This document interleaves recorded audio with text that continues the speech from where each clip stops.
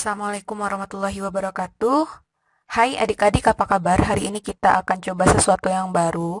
Kakak akan bahas soal kuis dari Quizizz tentang larutan penyangga. Di sini kakak sudah dapatkan soalnya, ada 25 pertanyaan di sini. Kita langsung aja coba practice. Pilih play. Kita tunggu sesaat. Quizizz, oke. Nah, kita coba yang play. Joining the game. Oke. Pertanyaan pertama. Penambahan sedikit basa pada larutan penyangga HOCl, OCl- akan menyebabkan, ya kalau penambahan sedikit apapun ya, asam, basa, ataupun air, itu tidak akan mengubah pH. Jadi jawabannya adalah pH sistem tetap. Ya, betul jawabannya. Pertanyaan kedua, larutan yang bukan bersifat penyangga. Di sini ada H3PO4 berarti asam lemah dengan larutan NaH2PO4. Udah jelas ya, ini asam lemah dan basa konjugasinya berarti iya. Yang bukan. Kalau yang ini larutan HNO3. HNO3 itu kan asam kuat ya. Kalau asam kuat pasti dia bukan larutan penyangga. Ya, good. Lanjut. Ya, nilai kita mulai naik. Soal ketiga, larutan penyangga dibuat dengan mencampurkan larutan-larutan. Ingat, larutan penyangga itu terdiri dari asam atau basa lemah dan pasangan konjugasinya. Asam fosfat, natrium asetat itu nggak nyambung. Asam nitrat, asam kuat. Asam nitrat juga asam kuat. Dan asam asetat, natrium asetat. Nah, ini baru benar. Di ini jawabannya. Lanjut. Oke, kita dapat bantuan di sini. Apa itu? Back twice the point. Ya, nilai kita makin naik. Nomor 4, dari senyawa berikut yang dapat membentuk larutan penyangga jika dicampur dengan NaH2PO4. Ini adalah garam ya. Jadi kita tinggal cari pasangan konjugasinya. Karena ini bersifat basa, maka asam lemah yang mau kita cari siapa nih? H3PO4 ya, bukan H2PO4. Ini mah sama-sama NaH2PO4. Jadi kalau asam lemahnya H3PO4. Ya, kita di urutan pertama. Air liur merupakan larutan penyangga karena mengandung senyawa apa? Nah, dalam air liur itu ada larutan penyangga fosfat. Ya. Intrasel. Ya, lanjut. Nomor 6, perhatikan tabel data di atas. Larutan yang memiliki sifat penyangga adalah, kalau dia penyangga berarti perubahan pH-nya setelah ditambahkan air atau asam atau basa itu nggak terlalu jauh. 1 sama 2 itu jauh sekali perbedaannya. Yang 3 tetap 4 ya. Dan yang keempat itu juga ada yang naik sampai 12, berarti jawabannya 3. Ya, kita dapat bantuan lagi. Yang kakak nggak tahu ini dipakainya buat apa dan kapan. Baiklah, kita lanjut ke nomor berikutnya, masih di urutan pertama C. Berapakah pH larutan penyangga basa bila diketahui pOH-nya sama dengan min log 4 kali 10 pangkat min 5? Kira-kira bisa nggak kalau secara ini aja? Ini kan min log OH min ya, pOH itu min log OH min. Berarti kita tinggal cari pOH-nya sama dengan 5 kurang log 4. Kita tahu bahwasanya pOH itu adalah min logaritma dari konsentrasi OH min. Jadi yang 4 kali 10 pangkat min 5 itu adalah OH minnya. Maka ini pOH-nya sama dengan min log dari ini ya, 5 berarti kita tarik 10 pangkatnya 5 dikurang log 4. Maka pH-nya adalah 14 kurang 5 kurang log 4. 14 kurang 5 itu 9, kurang kali kurang tambah, log 4.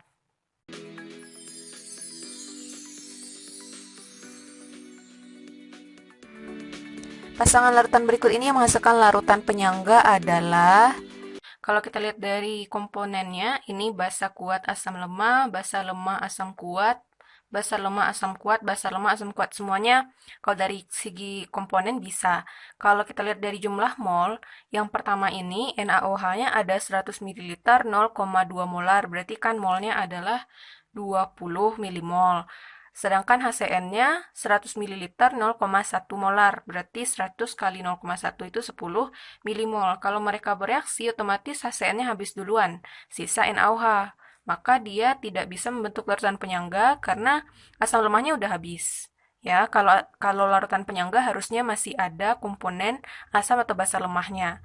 Lanjut, yang NH4OH 100 ml 0,2 molar, berarti 100 kali 0,2 adalah 20 milimol juga. Kemudian HCl-nya 100 ml 0,2 molar, 100 kali 0,2, 20. Nah, ini kalau bereaksi, maka 20, 20, koefisiennya juga sama, maka ini akan sama-sama habis. Juga tidak membentuk larutan penyangga. Kemudian yang ketiga, NH4OH 100 ml 0,2 molar.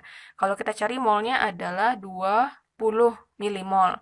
Kemudian HCl-nya 100 ml 0,3 molar. Berarti 100 kali 0,3 adalah 30. Kalau bereaksi, maka si basa lemahnya juga habis duluan dong. 20 sama 30 ya. Nggak bisa. Yang terakhir NH4OH ini harusnya betul. 100 ml 0,2 molar berarti molnya 20. Dan HCl-nya 100 ml 0,1 berarti 100 kali 0,1 itu 10. Nah, kalau gitu kan ini asam kuatnya yang habis duluan ya.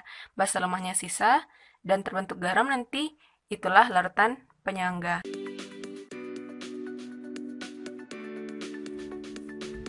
Soal seperti ini sebenarnya bisa kita lihat secara cepat karena mereka tidak bervalensi banyak ya, cuma satu ion plus sama ion minnya sama-sama satu. Jadi kita tinggal lihat jumlah mol asam atau basa kuat sama jumlah mol asam atau basa lemahnya. Kalau membentuk larutan penyangga harusnya yang bersisa itu adalah yang lemah. Jadi yang kuat itu harus habis duluan. Jadi kalau misalnya asam atau basa kuatnya lebih kecil jumlah molnya daripada asam atau basa lemahnya, maka dia bisa membentuk larutan penyangga.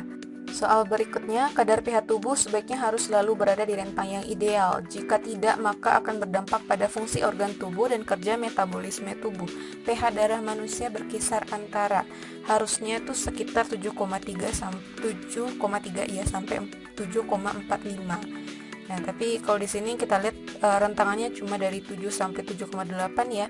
Dan 7,5 salah, yang lain ini berarti tanda bacanya kebalik-balik. Nah, maka jawabannya adalah yang A. Oke, lanjut nomor 10. Larutan penyangga ada dua macam, yaitu penyangga asam dan penyangga basa. Bagaimana cara membuat larutan penyangga asam? Ya, penyangga asam ya, berarti harus ada asam lemah. Ini basa kuat, ini basa lemah, ini asam lemah. Nah, ini nih. Oke, ini asam kuat, salah. Tipe B. Lanjut. Nomor 11, jika ke dalam 50 ml larutan penyangga dengan pH 5 ditambahkan Aquades sebanyak 50 ml. Ini kan cuma sedikit ya penambahan airnya. Pada larutan penyangga itu tidak akan mengubah pH. A. Dia berubah sebenarnya, tapi berubahnya cuma sedikit sekali sehingga bisa diabaikan. Oke, dianggap tidak berubah. Nih, dapat lagi satu. Ini ya. Semakin menegangkan, pasangan senyawa di bawah ini yang merupakan campuran penyangga kecuali kalau kita lihat ini NaHCO3, HCO3, CO3 ini bedanya 1H. Oke, coba lihat yang lain, berarti NH3, NH4Cl ini juga HF, KF juga, CH3COH, CH3CONA. Gimana ya? Ini kok kayaknya benar semua ya. Dia yang kecuali berarti yang salah. Kita coba pakai bantuan deh, bantuan eraser. Kita hapus salah satu jawaban yang salah. Tinggal ini ya. Mana ya? Bedanya 1H. Tunggu. Kakak tahu, ini jawabannya adalah yang ini. Karena Yang satu garam, yang satu lagi juga garam. Harusnya kan yang satu asam lemah, yang satu garam, atau yang satu basa lemah, yang satu lagi baru garam. Kayak begini ya. Ini asam lemah sama garam, basa lemah sama garam. Sedangkan yang ini dua-duanya garam. Walaupun mereka merupakan pasangan asam basa konjugasi tuh, ionnya tetap aja nggak bisa kita maafkan. Lanjut, sistem penyangga utama dalam darah. Dalam darah itu karbonat, asam karbonat ya, bukan HCO3 min ini, H2CO3. Oke, halfway done, berarti udah setengah jalan. Baru setengah jalan, udah selama itu setengah jalan. Nomor 14, penambah sedikit air ke dalam larutan penyangga. Oke, ini juga udah tadi bukannya? Tidak mengubah pH dan pKa. Lanjut, praying for the right answer. Oke. Kita masih di urutan pertama. Dietilamina yang merupakan basa lemah, Kb-nya segini. Suatu larutan penyangga dapat dibuat dengan mencampurkan larutan dietilamina dan larutan asam. Kalau basanya udah lemah, maka asamnya harusnya kuat. Ini kuat, ini lemah, ini kuat, ini juga lemah sebenarnya, tapi jauh lebih kuat dibandingkan dengan H2S. Jadi yang paling lemah H2S, kecuali ya, yang nggak boleh. Oke, lanjut nomor 16. Larutan penyangga dibuat dengan mencampurkan larutan-larutan amonium hidroksida NH4OH dan amonium sianida. Oke, larutan penyangga dibuat dengan mencampurkan larutan-larutan asam sianida, kalium sianida. Wah, ini bisa asam sianida, kalium sianida bisa. Asam sulfat itu kuat, nggak bisa. Asam asetat, amonium asetat, amonium itu dari basa lemah, nggak bisa. Jadi yaudah, semakin menegangkan ya, karena diburu waktu dan pertanyaannya makin ini. Lanjut, nomor 17. Pada campuran buffer asam lemah dan garamnya, pH sama dengan pKa jika, oke, kalau pH-nya sama dengan pKa berarti konsentrasi H plusnya sama dengan Ka.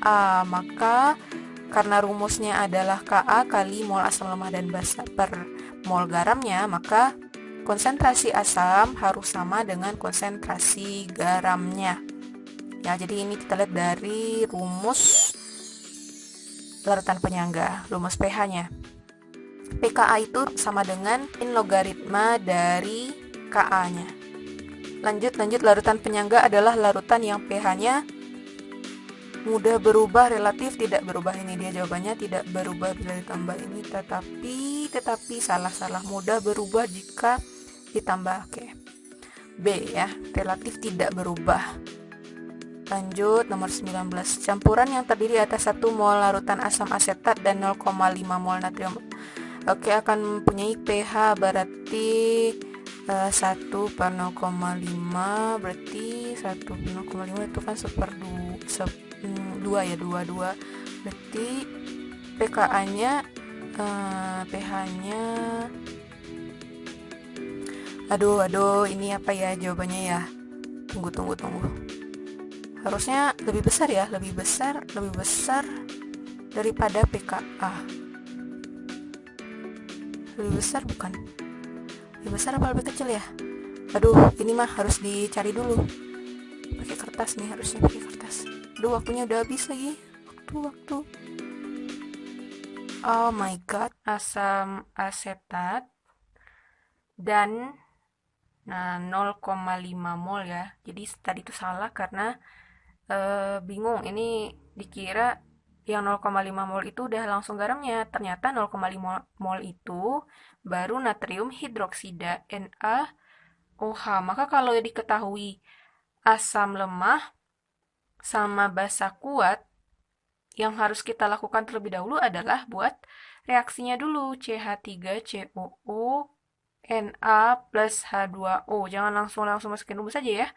Kalau yang tadi kan langsung diketahui garamnya atau basa konjugasinya. Nah, kalau sekarang ini asam lemah sama basa yang dikasih tahu.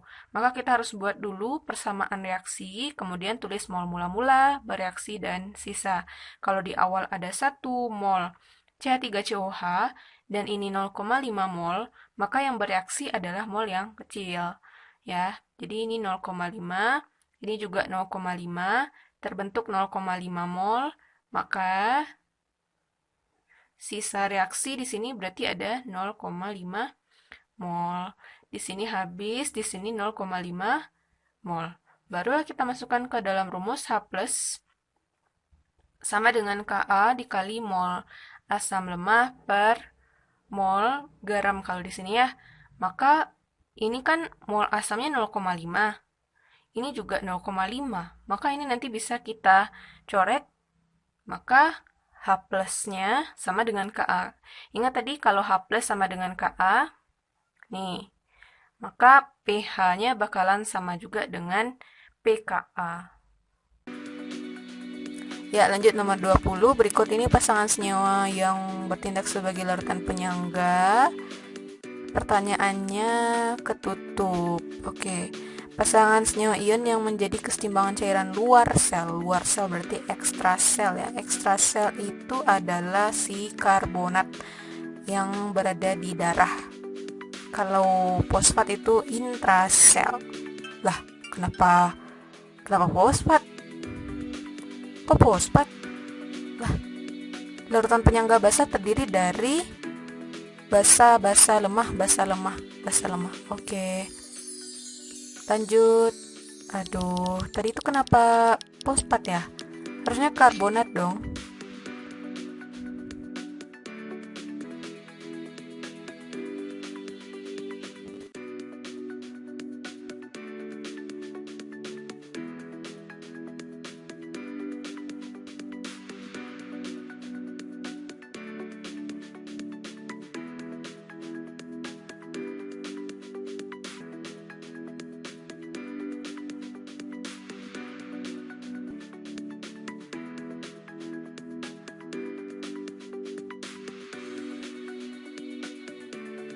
Lanjut, nomor 22. Suatu larutan penyangga mempunyai pH 8,31 jika 12 tetes HNO3. HNO3 ini asam ya.